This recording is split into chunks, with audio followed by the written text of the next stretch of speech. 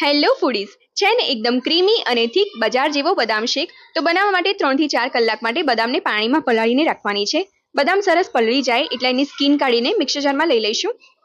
એક પેનમાં દૂધ ગરમ કરવા મૂકવાનું છે. એમાંથી થોડું દૂધ બદામ ક્રશ કરવા માટે અને થોડું દૂધ કસ્ટર્ડ પાવડર ઉમેરવા માટે કાઢી લેવાનું છે. ત્યાર પછી દૂધમાં ઉભરો આવે ત્યાં સુધી દૂધને ગરમ કરવાનું છે. દૂધમાં એક ઉભરો આવે એટલે ક્રશ કરેલી બદામની પેસ્ટ ઉમેરવાની છે. કેસરના તાતણા ઉમેરીને 3 થી 4 મિનિટ માટે ધીમા તાપે દૂધને ઉકાળી લેવાનું છે. છેલ્લે એમાં ખાંડ ઉમેરીશું.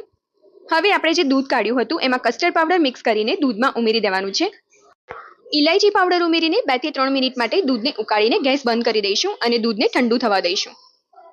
દૂધ ઠંડુ થાય એટલી વારમાં બદામને શેકીને કતરણ કરી લેવાની છે.